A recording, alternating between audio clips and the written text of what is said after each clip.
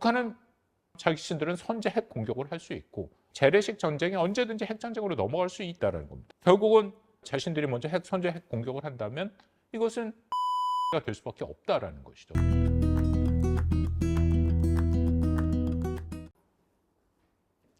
안녕하십니까. 박홍권의 북한과 세계를 시청해 주시는 여러분께 진심으로 감사를 드립니다. 오늘 여러분들께 좀 전달해 드릴 그럴 내용은 지난 1월 달 국립외교원 교수였던 작년 12월에 세상을 떠났던 고 황일도 교수를 제가 기념하면서 황 교수의 연구 업적을 기반으로 한번 말씀을 드린 적이 있습니다. 오늘 어떻게 보면은 그 후속 작업이다라고 판단이 됩니다. 제가 이번엔 이화여대 북한학과에서 대학원 수업으로 북한 핵 관련된 수업을 하고 있습니다. 딱 하나의 질문인데요. 북한이 핵을 사용할 수 있을 것인가?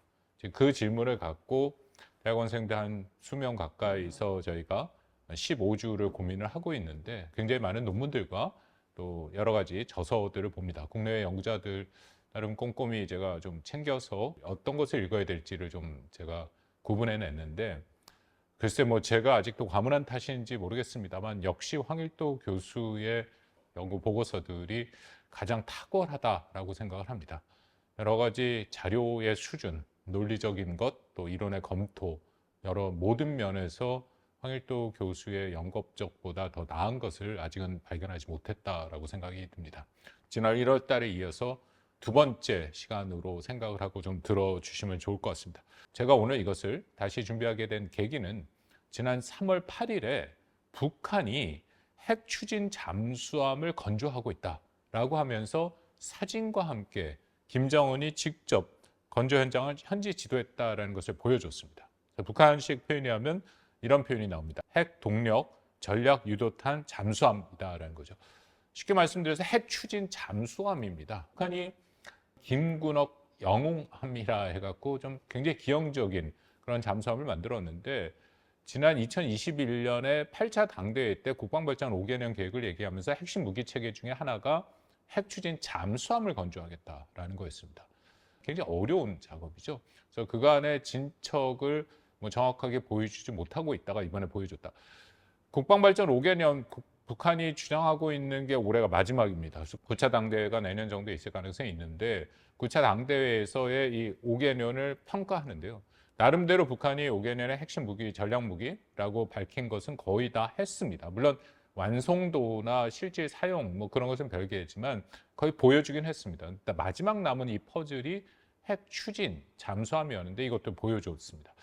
물론 뭐 여러 가지 해석이 있습니다. 이것이 정말 실제 기능을 할 것이냐 또 어떤 수준이냐 뭐 그건 저희가 정확히 알 수는 없지만 오늘 여러분들한테 드리고 싶은 말씀은 이 핵 추진 잠수함을 도대체 북한이 왜 만들고 있느냐 그리고 이것이 어떤 전략적 의미가 있느냐 거기서 시작을 하겠습니다.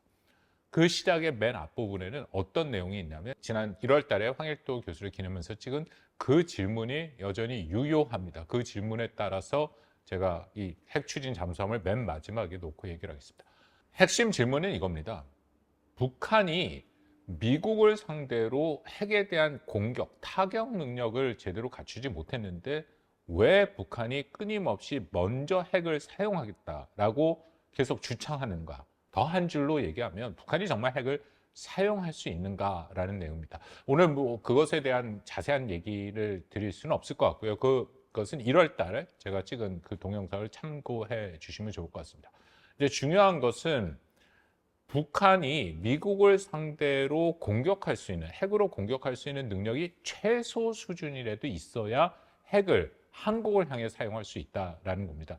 이거는 기존의 이론도 그렇고 그리고 이전의 사례, 예를 들어서 파키스탄, 인도 같은 사례에서도 나타나는데 북한은 아직까지 미국 본토를 타격할 만한 능력이 없다라는 것이죠. 조금 더 쉽게 말씀드려서 이런 겁니다. 만약에 북한이 핵을 사용했다. 핵을 사용한 대상이 만약 한국이 됐다. 한국한테 핵을 쐈다. 그럼 미국이 막강한 핵 능력을 갖고 북한의 핵 능력을 완전히 파괴할 능력이 있습니다. 그것을 이제 우리가 확증 보복 능력이라고 얘기를 하죠. 그러면 이런 상황에서 북한이 자신의 핵 전력을 갖고 미 본토를 공격할 수 있어야 되는데 그 능력이 없다라는 겁니다. 앞으로도 그 능력을 과연 확보할 수 있을까라는 것이 끊임없는 이야기죠. 또 하나는 근데 그럼에도 오늘 제가 말씀을 드리고 한번 여러분들이 판단해 보시면 좋을 것 같습니다. 저는 여전히 미국을 상대로 북한이 그렇게 핵 전쟁을 할 수 있는 능력이 없다라고 보는데, 미국 당국자들 중에 일부는 북한이 미국 본토를 공격할 수 있는 능력이 있다라고 얘기를 합니다. 대표적인 인물이 엘브리지 콜비 국방 차관이죠. 뭐 국내외에서 여러 인터뷰를 했습니다만 차관 되기 전에 가장 핵심적으로 한국에 알려진 것은 북한이 미국 본토의 주요 도시를 타격할 수 있는 그런 능력이 있는데, 미국이 그런 위험을 감수하면서까지 한국의 확장 억제를 제공해 줄 수 있느냐, 굉장히 도발적인 얘기를 해서 굉장히 많은 논란이 돼 있습니다. 거기에 대한 인터뷰가 제일 잘 나온 거는 미국의 소리, 보이스 오브 아메리카의 에버리지 콜비가 얘기한 것들이 있습니다. 워싱턴 톡이라는 걸 보시면 거기 나와 있는데요. 거기서 이제 그런 얘기를 해서 논쟁이 붙기도 했습니다. 정리해서 말씀드리면 오늘 제가 여러분들한테 드리고 싶은 말씀은 이겁니다. 북한이 갖고 있는 군사적 능력이 도대체 뭐냐? 그러니까 결국 북한이 미국을 향해 공격할 수 있는 핵 능력이 있어야 그들의 핵이 유효한 것이고, 또 그들이 수도 없이 공포한 것처럼 핵을 사용할 수 있다라는 것인데, 그것이 정말 어느 정도 능력이고 그것이 가능한가? 오늘은 그것을 핵심으로 말씀을 드리겠습니다. 이것이 앞에서 제가 계속 말씀드린, 그리고 저와 황일도 교수가 같이 고민했던 그 내용의 가장 기본이 되는 것이죠. 오늘 제가 드릴 말씀의 핵심적인 근거가 되는 것은 황일도 교수가 2023년 12월에 국립외교원에서 작성한 보고서입니다. 보고서의 이름이 북한의 실제 핵 사용 결정, 쟁점과 가설이라는 겁니다. 국립외교원 홈페이지 가면 다 보실 수 있고요. 오늘 그 황일도 교수가 한 연구와 더불어서 저도 그간 고민해왔던 것을 합쳐서 여러분들께 북한의 핵 능력이 지금 어떤 수준이고, 과연 그럼 미국은 그 핵 능력을 막을 수 있는가, 그것을 중점적으로 해서 말씀을 드리도록 하겠습니다. 제일 먼저 시작하는 것은 북한의 대륙간 탄도미사일 ICBM이죠. 과연 그것이 얼마만큼 능력을 갖고 있느냐. 미국이 북한에 대해서 갖고 있는 능력은 이런 그 개념이 있습니다. 피해 최소화 대응이라는 것이죠. 다시 말씀드리면 무장 해제 1차 타격 능력과 요격 능력이라는 건데요. 이건 뭐냐? 북한이 미국을 향해 핵을 전혀 쓸 수 없다는 겁니다.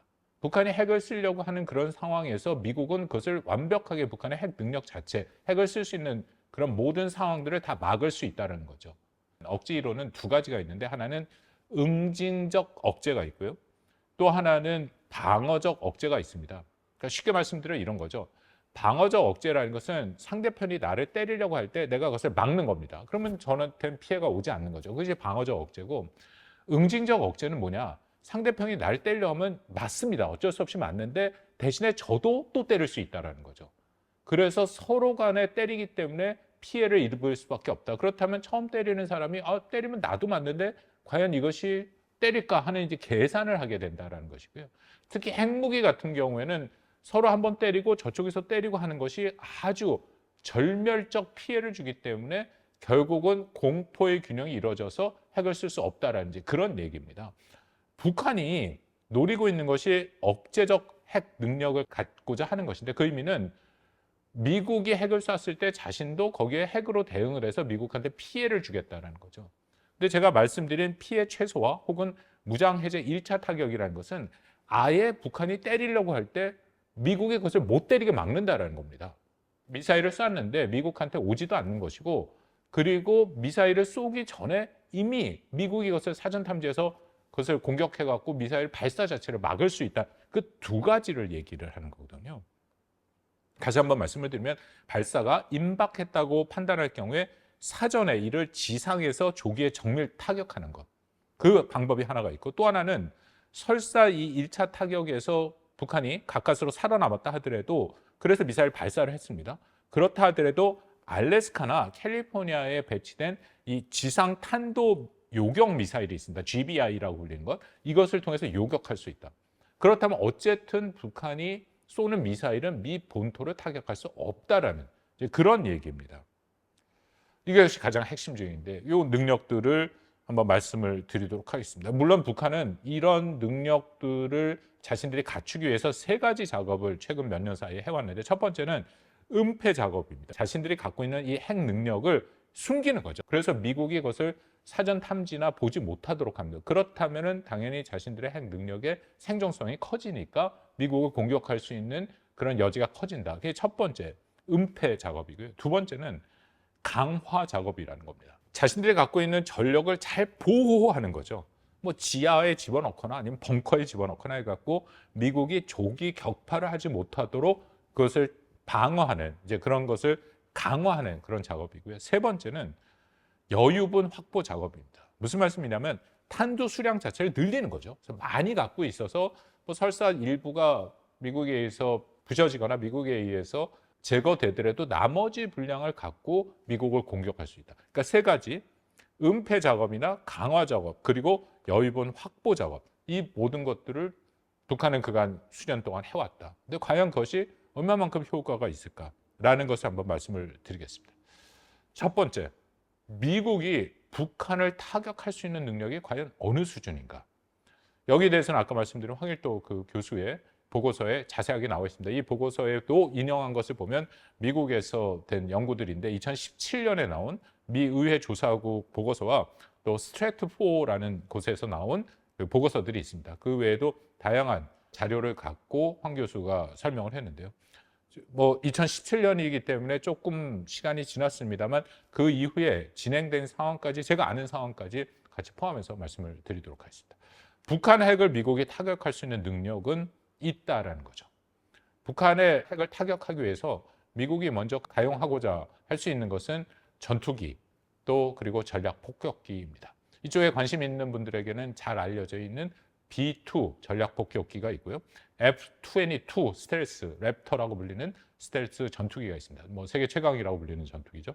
이 두 가지를 활용해서 북한의 주요 핵시설들을 타격할 수 있다. 예를 들어서 B2만 투입하더라도 총 20기의 GBU가 뭐냐면 이 정밀 유도 폭탄입니다. B2 한 대가 총 20기의 GBU-57이라고 불리는 것과 160기의 GBU-31을 투사할 수 있습니다. 그러니까 B2 전략폭격기 한 대가 약 180기의 정밀 유도 폭탄을 보유하고 있고 그것을 통해서 북한을 공격할 수 있다는 겁니다. B2가 이 공격을 하는데 북한은 절대 이것을 사전 탐지할 수 없습니다. 이것을 보지 못하는 거죠. 사실상 평양까지 날아가더라도 북한은 이 탐지가 안 되고 있고 설사 탐지가 되더라도 북한은 대공 방어 체계가 사실상 전무하기 때문에 이것을 요격할 능력이 없습니다. 그렇다면 말씀드린 약 180개의 정밀 유도 폭탄 GBU를 통해서 북한의 핵심, 이 핵시설들을 공격할 수 있다는 거죠. 여기에 F-22까지 동원이 되면 훨씬 능력은 커집니다. 그래서 그 보고서에 따르면 말씀드린 B2와 F-22만을 갖고도 북한의 주요 핵 전력과 개발 자산 거의 전체를 다 공격할 수 있다. 그것을 다 파괴시킬 수 있다라는 것이죠. 미국이 이 전력만 갖고 있지 않습니다. 미국이 갖고 있는 막강한 전략 중에 하나는 핵 추진 잠수함이 있죠.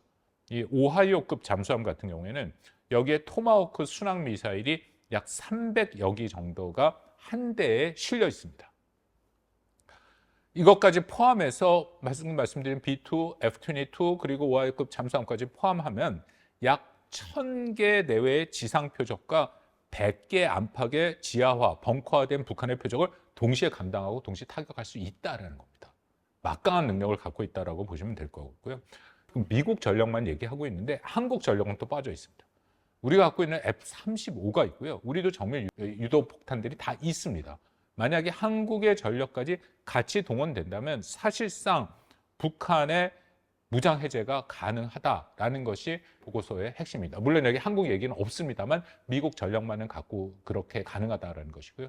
1년 반 전부터 한미가 확장 억제를 강화하고 하면서 진행시켜온 것 중에 CNI라는 게 있습니다. 재래식 무기와 핵무기를 통합해서 사용하는 건데 방금 말씀드린 미국이 갖고 있는 핵과 재래식 무기 그리고 한국은 핵무기는 없으니까 재래식 무기를 통합해서 지금 말씀드린 여러 가지 북한의 핵심 목표를 타격해서 그것을 완전히 무력화시킬 수 있다는 겁니다. 그것을 한미가 정밀하게 계속 발전시키고 있다는 것이죠.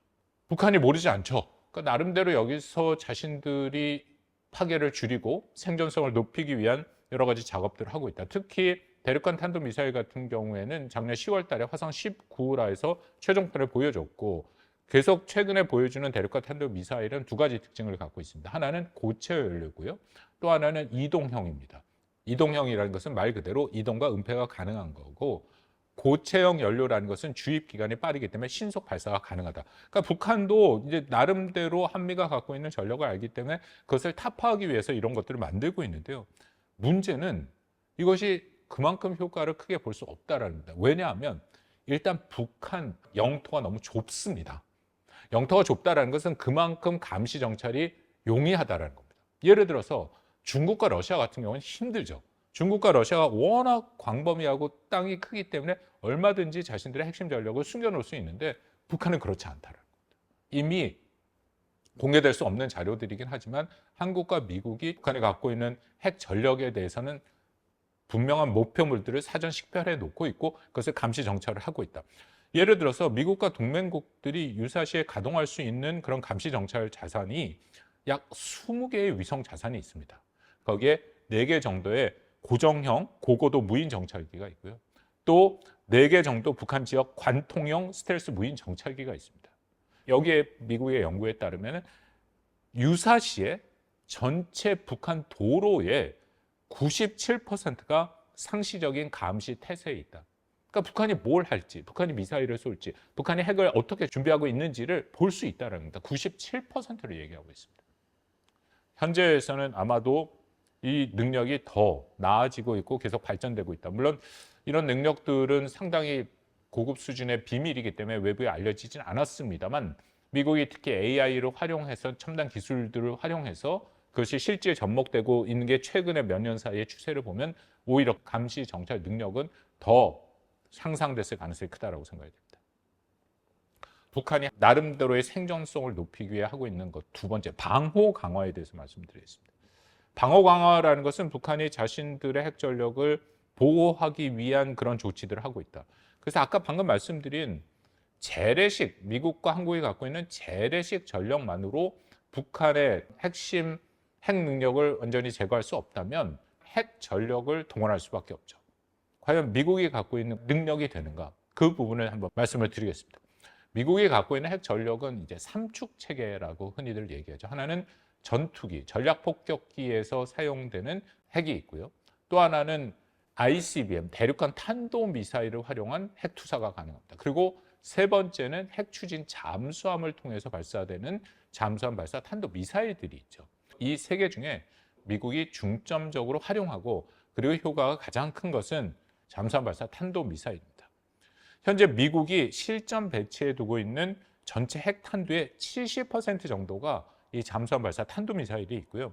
그렇기 때문에 미국 동북부나 좀 가장 유명한 기지가 캘리포니아에 있는 반데버그 기지죠. 거기 미니트맨 3라는 대륙간 탄도미사일이 있는데 ICBM 미사일은 일종의 추가용이고요. 실질적으로 전투가 발생하거나 했을 때는 대륙간 탄도미사일보다는 이 잠수함 발사 탄도미사일을 활용할 가능성이 매우 높다. 그리고 특히 미국 전체 핵 전력의 약 40% 이상이 태평양 이 지역에서 운영되고 있다는 겁니다.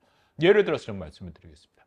미국이 운영하고 있는 오하이오급 전략 핵 잠수함 한 척에는 약 20개의 트라이던트 SLBM 잠수함 발사 탄도 미사일이 있습니다. 트라이던트라는 미사일의 위력이 막강한 게 한 미사일에 4개나 5개 정도의 다탄도 각계 목표 설정 재돌입 비행체, 이게 MIRV라고 불리는 건데요. 쉽게 말씀드려서 SLBM 트라이던트는 사거리가 10,000km 이상 가는 대륙간 탄도 미사일 수준입니다. 그런데 그 미사일 하나에 4개, 5개의 다탄두가 있다. 하나의 미사일이 사실상 5개 정도의 미사일 역할을 하는 것이죠. 그만큼의 파괴력이 엄청난 것이고요. 또 특히 이런 SLBM 말씀드린 그 트라이던트 2라고 불리는 것, 이것도 지금 개량을 하고 있습니다. 트라이던트 2 20기 정도 가운데 2개에서 3개 정도는 저위력 탄두가 탑재되어 있을 것이라는 평가가 나옵니다. 아까 말씀드린 나머지는 다 전략 핵 미사일 혹은 고위력 그런 핵을 탑재한 미사일들이고, 근데 거기에 저위력, 우리가 흔히 전술핵이라고 불리는 한 2개, 3개 정도에는 그렇게 됐을 것이다. 그렇다면 전략 핵 잠수함 오하이급 한 대가 약 90기 이상의 전략 핵 탄두를 발사할 수 있다라고 판단이 되고요. 그렇다면 태평양에서 운영되는 잠수함 전력만 놓고 보더라도 약 100기 가량의 SLBM에 500기 남짓 핵탄두, 전략 핵탄두를 북한을 향해 쏠 수 있고 여기에 더해 20기에서 30기의 저위력 핵탄두를 운영할 수 있습니다. 이거는 아주 막강한 능력입니다. 미국이 한꺼번에 사용하지도 않을 거고 이 정도를 사용 안 해도 극히 일부만 사용하더라도 북한은 완전히 무력화됩니다. 근데 이 정도의 능력을 갖고 있다라는 거죠. 그렇다면 실질적으로 예상되는 전략 핵탄두로 겨눌 수 있는 타겟의 숫자가 250개 정도가 넘는다라고 볼 수 있습니다.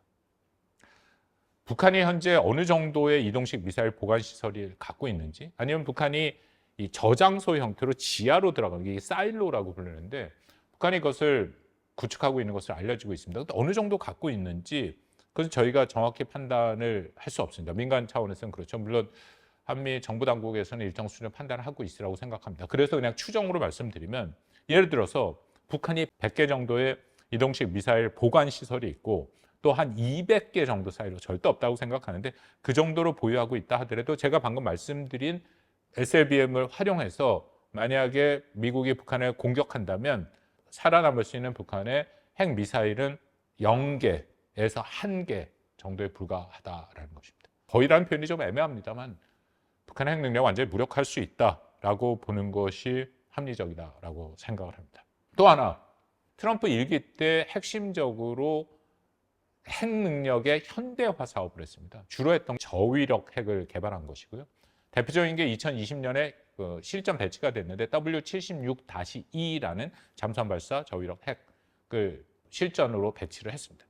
트럼프 2기가 등장한 현 시점에서 지난번에 피트 헤그세스 국방장관 후보일 때 상원위원회 청문회에서 앞으로 더 적극적으로 이 현대화 사업을 더 강화하겠다. 저위력 핵탄두뿐만 아니라 전체적인 핵 능력의 현대화 사업을 강화하겠다. 바이든 행정부 때도 진행이 됐습니다만 예산이 일부 삭감된 걸로 알고 있습니다.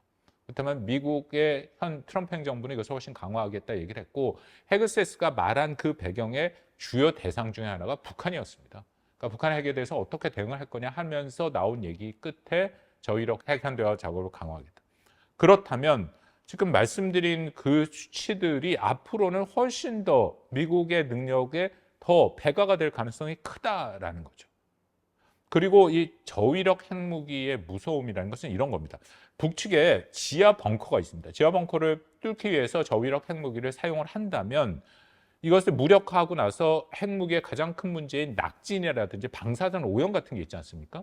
근데 현재 미국이 갖고 있는 이 저위력 핵무기는 워낙 정밀 타격이 가능하고 그 위력을 정확하게 맞출 수 있기 때문에 약 100명 미만의 피해만 나올 수 있는 상황에서 타격이 가능하다. 그렇게 알려지고 있습니다. 이것은 앞으로 더욱더 발전하고 있으니까 이 정도 수준이면 물론 미국이 먼저 때리겠다는 얘기는 아니고 북한이 정말 핵을 사용하겠다면 이 저위력 핵을 사용해서 북한의 핵 능력을 완전히 마비시키는 것도 정책 결정자 입장에서는 이제는 가용한, 활용 가능하고 실행 가능한 선택지 중에 하나가 될 수 있다라는 겁니다. 이런 면에서 미국이 갖고 있는 능력은 다시 한번 확인되는 거죠. 또 하나는 중국이 이제는 이전에 중국이 갖고 있던 핵 전략과는 다르게 거의 미국과 대등한 수준으로 핵 전략을 보유하겠다라는 생각을 갖고 탄두수를 계속 늘리고 있습니다. 물론 미사일도 계속 고도화하고 있고요. 중요한 것은 미국이 그것을 잘 알고 있기 때문에 중국 또 1등 수준 러시아도를 대응하기 위해서 트럼프 행정부대로 계속해서 핵 현대화 작업을 하고 있다. 그러니까 그만큼 능력이 배가가 되고 있다는 것인데요. 그만큼 능력이 배가가 된다면 미국 입장에서는 중국과 러시아는 정말 핵 강국을 향해 능력을 배가를 하고 있습니다만 거기에 포함돼서 북한에 대한 억지 능력, 북한에 대한 타격 능력도 훨씬 강화된다라는 겁니다. 그렇다면 북한이 과연 이 좁은 영토에서 아무리 방어 능력을 강화한다 하더라도 그것이 실질적인 효과를 볼 수 있을까라는 것에 대해서는 아주 큰 의구심이 들 수밖에 없다고 생각합니다. 세 번째로 말씀드리겠습니다. 이게 여유분 확보라고 아까 말씀을 드렸죠. 북한이 선택할 수 있는 또 하나 경로는 더 많은 핵탄두를 갖고 있다는 것입니다. 북한이 그래서 최근에 굉장히 그 관심을 갖고 또 집중해서 개발하고 있는 것이 이른바 다탄두죠. 하나의 미사일에 3-4개의 탄두가 분리되는 형태인데 북한은 뭐 스스로가 이것이 됐다라는 식으로 얘기를 하긴 하는데 이게 굉장히 어려운 기술입니다. 그리고 아주 실질적으로 그것을 보여주지는 못하고 있다는 것이죠. 설사 북한이 그것을 완성했다 하면은 그럼 미국은 어떻게 할 것이냐. 이것을 요격할 수 있는 능력을 확충하겠죠. 현재는 약 44기로 구성된 알래스카 포트 그릴리 기지에서 지상 기반 요격 미사일, 이것을 통해서 북한의 미사일을 요격하게 돼 있습니다. 근데 만약 북한이 다탄두화를 더 성공을 해서 탄두수를 늘린다면 이 요격 미사일을 더 많이 미국이 구비를 해서 확충을 할 겁니다. 물론 여기에 대해 관련된 연구들도 있고 좀 논란이 있습니다. 미국이 갖고 있는 요격 미사일들이 충분치 않다라는 주장도 있습니다만 그 주장이 성립하기 위해서는 북한의 다탄두화가 완성됐다라는 전제가 있어야 되는데 거기에 대해서는 아직까지도 확인된 바가 없습니다. 근데 어쨌든 이 모든 것들이 북한이 노력을 하고 있는 것이고, 그래서 과연 이것이 현실성이 있을 것이냐. 현재 제가 판단하기에 북한이 하고 있는 것은 이런 겁니다. 모두의 말씀드린 미국을 향해서 자신들이 뭔가 방어를 한 후에 공격을 할 수 있는, 거듭 말씀드립니다. 확정 보복 능력을 갖는 것, 그것은 저는 거의 불가능하다고 생각하고, 북한이 생각하는 건 이런 거죠. 이런 미국의 막강한 능력이 있더라도 단 1%만이라도, 그러니까 예를 들어서 한 기만이라도 이런 모든 미국의 요격 능력 혹은 사전 파괴 능력을 다 넘어서서 미국 본토를 공격할 수 있는 그런 능력만 가지면 미국을 억제할 수 있지 않은가라는 생각을 갖고 있다고도 판단이 됩니다. 이것을 억지 이론에서 개념적으로 얘기를 하면 이런 겁니다. 1차 타격 불확실성이라고 얘기를 하거든요. 그러니까 무슨 말씀이냐면 미국이 1차 타격을 통해서 북한의 핵을 완전히 제거할 수 있는 능력이 있는데 99%만 있고 1%의 능력이 부족하더라도 핵이 갖고 있는 막강한 파괴력이 있기 때문에 한 발이 미 본토를 공격하게 되면 그것은 미국에 대한 북한의 억제력을 갖는 거 아니냐, 이제 그런 얘기거든요. 그래서 과연 이것이 가능할까? 다시 말씀드리면 미국이 무장해제 타격을 하는데 북한의 장거리 미사일을 다 제거할 수 있다고 장담할 수 없는 정도의 수준, 그럼 한두 개 정도만 남기더라도 북한의 억제 효과가 있다라고 믿을 수 있다는 겁니다. 근데 거듭 말씀드립니다만 이거는 굉장히 어렵다. 왜냐하면 아까 말씀드린 그런 만한 능력이 있는 것 차원에서 매우 어렵고, 더 큰 문제는 뭐냐면요. 정말 북한이 이런 식의 말씀드린 1차 타격 불확실성을 통해서 자신들의 정말 최소 수준의 억제력을 갖겠다 하는 것은 가장 큰 전제는 이겁니다. 그러면 북한이 핵을 선제 사용하면 안 됩니다. 북한이 핵을 선제 사용하면 안 되는 거고요. 여기서는 미국이 북한을 향해 공격을 먼저 했을 때 자신들이 어쨌든 한두 개 정도 남겨놔서 미 본토를 때린다는 얘기지, 미국이나 한국을 향해 먼저 핵을 사용한 후에 그 다음에 자신들의 핵 능력을 갖고 있다, 유지해서 이렇게 공격하겠다라는 것은 상식적으로 생각해도 말이 안 되는 얘기들을 하고 있는 거거든요. 근데 여기서 문제는 북한은 제가 거듭 말씀드린 것처럼 자신들은 선제 핵 공격을 할 수 있고, 그것을 지난 한 2, 3년간 굉장히 꾸준히 높은 수준에 사용하는 것을 보여준다. 특히 재래식 전쟁이 언제든지 핵전쟁으로 넘어갈 수 있다라는 얘기를 하고 있다는 겁니다. 그래서 북한이 갖고 있는 이 불확실성을 통해서 한 방이라도 자신들이 보호할 수 있다. 그것은 자신들을 자위하고 자신들을 방어하기 위한 수단이지, 북한이 말하는 이런 공격적 핵 논리에서는 절대 작동할 수 없는 얘기를 하고 있다는 겁니다.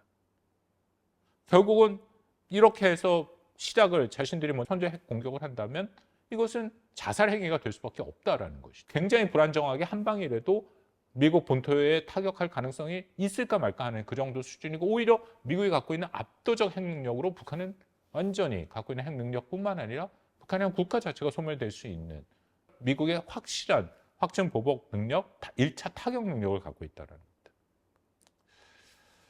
이 부분이 여전히 북한이 풀어야 할 숙제고, 저는 이 부분이 여전히 북한이 핵을 쓸 수 없다라는 저의 주장의 가장 핵심적인 근거 중에 하나라고 생각을 합니다. 만약에 북한이 핵을 쓴다면 이것은 북한 정권의 종말, 김정은의 체제의 종말이 될 수밖에 없다라는 겁니다. 그래서 김정은이 마지막 단계로 하고 있는 것이 바로 잠수함 발사 탄도 미사일입니다. 이것이 바로 김정은이 지난 3월 8일 현지 지도를 통해서 보여준 핵 추진 잠수함을 계속해서 개발하는 이유 중에 하나입니다. 왜냐하면 핵무기의 종결판이라고 불린 것은 핵 추진 잠수함에서 발사되는 잠수함 발사 탄도 미사일입니다. 이것을 갖고 있으면 가장 확실한 자신들의 타격 능력이 된다라는 것이죠. 왜냐하면 상식적으로 잠수함을 탐지하는 것은 결코 쉬운 일은 아닙니다. 그렇기 때문에 핵심 국가들 같은 경우에는 이 핵추진 잠수함을 통해서 잠수함 발사 탄도미사일을 통해서 최소한의 억지를 하죠. 특히 영국, 프랑스 같은 경우에도 이런 것을 주요 활용을 하고 있습니다. 물론 미국과 러시아는 훨씬 더 공격적이고 방대한 양의 핵을 갖고 있습니다만 최소 억지 수준으로 자기를 보호하기 위해서는 그 정도다. 북한은 거듭 말씀드립니다만 최소 억지 수준이 아니라 이렇게 공격적으로 얘기를 하는데 어쨌든 중요한 것은 자신들의 최소 억지 수준의 능력을 확보하는 차원에서도 이것이 필요하다. 그러면 김정은이 3월 8일에 보여준 게 과연 효력이 있을까? 과연 실전 배치가 가능할까? 그리고 그것을 한국과 미국, 이건 일본까지 관련되어 있는데 탐지, 식별, 요격할 능력이 없을까라는 것에 대해서 의견을 말씀드리겠습니다. 결론부터 말씀을 드리면 어렵습니다. 북한이 그것을 사용해서 미국 본토를 타격하기는 매우 어렵다는 겁니다. 왜냐하면 동해로 나가야 됩니다. 잠수함은 서해가 아니라 동해로 나가야 되는데 이 동해에서 이쪽을 통해서 태평양으로 나가는 그 길목은 이미 한국과 미국, 일본이 잠수함 항로에 대해서 집중적 감시 체계를 만들어 놨습니다. 종종 한국과 일본과의 관계가 개선된 이후에 한미일이 대잠수함, 대잠 작전 훈련을 하죠. 그 작전 훈련의 핵심이 그겁니다. 북한이 혹시라도 그런 잠수함을 마련해서 나오는 그 부분을 정확히 탐지해서 길목을 지키고 있다는 겁니다. 그렇기 때문에 북한이 그것을 과연 할 수 있을까라는 것은 굉장히 의구심되고요. 그 냉전 시기에 미국과 소련이 막강한 군사력, 핵 능력을 갖고 있었음에도 불구하고 소련의 잠수함들이 태평양을 건너서 미 본토의 인근까지 온 사례가 없습니다. 이 부분에 대해서는 미국의 대잠수함 작전이 압도적인 능력을 갖고 있기 때문에 여기에 대해서 항상 철저한 견제가 가능했다라는 것이죠. 그래서 소련 자체도 자신들의 잠수함을 태평양의 미 본토까지 붙여서 뭔가 미 본토를 공격하는 교리를 가진 적이 없습니다. 그 정도로 이 대잠 작전에 대해서는 미국이 월등하다. 일본이 미국 다음으로 대잠 작전에서 월등한 능력을 갖고 있습니다. 그러니까 세계에서 가장 월등한 능력을 갖고 있는 두 국가가 동해를 지키고 있고 거기에 우리 한국도 대잠 작전 능력이 좋습니다. 근데 과연 북한이 그것을 다 뚫고 나올 수 있을까? 이 시나리오는 저는 현실성이 거의 높지 않다, 거의 없다라고 판단이 됩니다. 그렇다면 어떻게 해야 되냐? 이것이 바로 소련이나 중국이 했던 건데 핵추진 잠수함이 있는데 멀찌감치 있는 거죠. 미 본토로 가지 않고 멀찌감치 있어서 거기서 대륙간 탄도미사일 정도의 사거리가 나오는 10,000km 이상이 되는 사거리가 나오는 잠수함 발사 탄도미사일을 통해서 미 본토를 타격하는 그런 것을 얘기하게 됩니다. 북한도 그런 생각을 갖게 된다. 그러려면 북한이 핵추진 잠수함에서 10,000km 이상의 사거리를 가진 그런 잠수함 발사 탄도미사일을 완성해야 되는데 그게 과연 가능할까? 북한이 현재 그 미사일들을 개발하고는 있습니다. 북극성 계열이라고 북한이 얘기를 하죠. 그래서 잠수함 발사 탄도미사일을 개발하고 있는데 이것은 단거리, 준중거리도 좀 애매한 부분이 있습니다. 그리고 완전하게 잠수함에서 발사됐는지도 확인이 안 되고 그런데 이것이 10,000km 이상의 사거리를 가진 미사일까지로 갈 수 있을 것이냐? 저는 굉장히 어렵다고 생각합니다. 왜냐하면 잠수함 발사 탄도미사일은 대륙간 탄도미사일 ICBM보다 훨씬 더 높은 수준의 기술이 필요한 것이고요. 그렇기 때문에 과연 북한이 이 잠수함, 핵추진 잠수함을 만드는 것도 굉장히 어렵고 시점 배치도 어렵고 거기에 이 잠수함 발사 탄도미사일까지 이 두 가지 과제를 다 할 수 있을까에 대해서는 상당히 의구심이 듭니다. 여기서 한 가지. 일부에서 의견이 제기되죠. 그렇다면 러시아가 이 기술을 주면 어떨까? 그러면 이 시간을 단축해서 가능하지 않을까? 저는 여기서도 굉장히 조심스러운데요. 일단 러시아가 소련 시절부터 이런 민감한 기술을 아무리 우방국이라도 동맹국이라도 준 적이 없고 왜냐하면 자신들의 독점권이 있거든요. 그런데 더군다나 현재같이 러시아와 우크라이나 전쟁 종전을 위해서 미국과 협력을 해야 되는데 이런 기술을 준다는 것은 미 본토를 타격할 수 있는 기술을 북한한테 준다는 건데 과연 트럼프 행정부가 가만히 있을까? 그 중국도 이것을 원치 않습니다. 중국도 이런 기술을 갖게 되면 북한이 미국을 공격할 수 있는 능력이 되고 그렇다면 미국이 이 지역에 사실상 중국을 견제할 수 있는 전력을 훨씬 확충할 수 있는 명분과 계기를 주기 때문에 그건 중국도 원치 않는다. 3월 8일 북한이 핵추진 잠수함을 공개하고 나서 미국에서 반응들이 나옵니다. 대부분은 굉장히 부정적입니다.